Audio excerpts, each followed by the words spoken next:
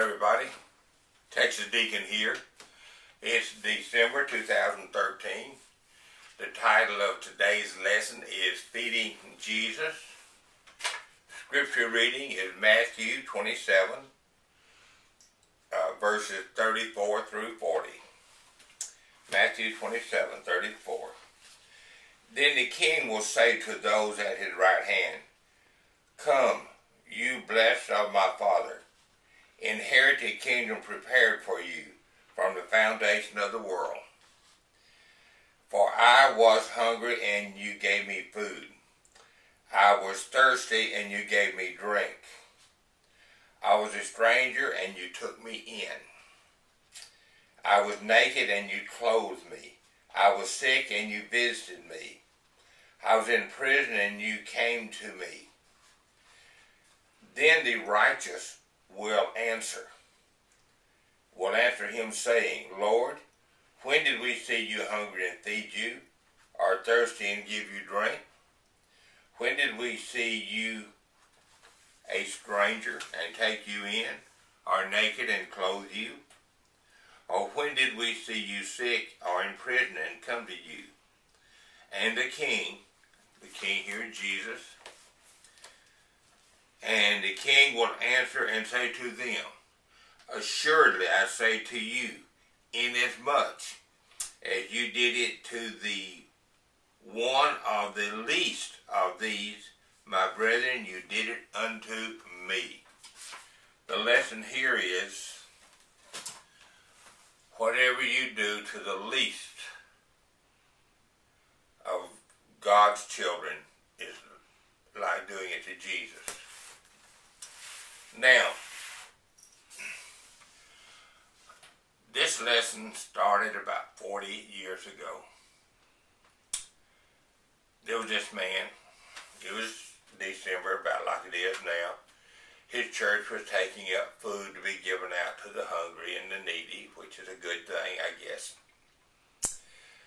Now, he went to his pantry, and he started moving the cans around, looking for those that had been there a long time, looking for those that no one really wanted to eat. He couldn't remember exactly why he bought them at the time. He'd look for the stuff that was old, stuff that was beat up looking. And then all of a sudden, the Holy Spirit knocked the man to his spiritual knees and laid the message on him that I have just read. His eyes were opened. He immediately went to the supermarket, began buying meats in cans. Of course, meat is the most expensive. And he did not buy store brand, he bought only name brands. He had chili. He bought tuna, Spam, salmon. He threw in some sardines, some viennas, chicken, and whatever else he could find. It had to be meat. And he filled, back then we used brown paper sacks, so they had to double a sack, but he packed those brown paper sack completely full and took it to church. And when the lady, he said he'll never forget the way they looked. They looked in that bag, started taking things out, and looked at him with a blank stare. They couldn't believe anybody would bring that much up there at one time.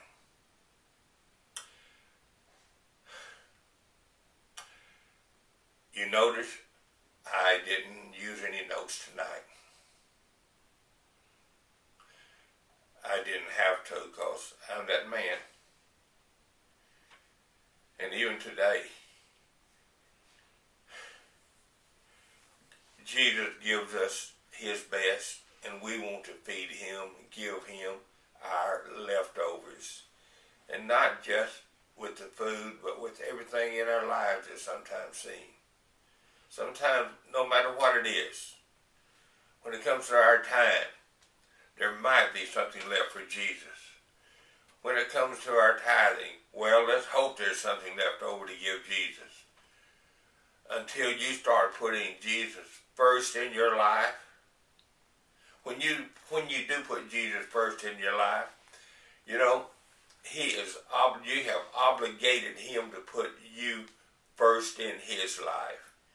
And that is where you want to be, brother, sister. You call yourself a Christian? Begin acting like a Christian.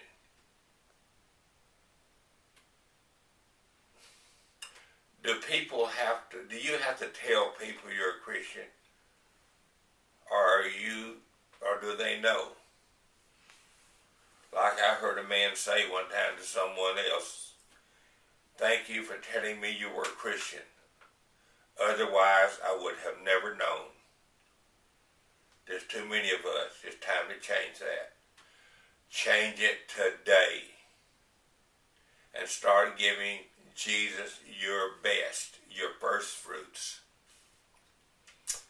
You think about what I've said here tonight. Okay? And until next time, may God continue to bless and forgive the United States of America. May God continue to bless the Republic of Texas, and may God continue to bless you and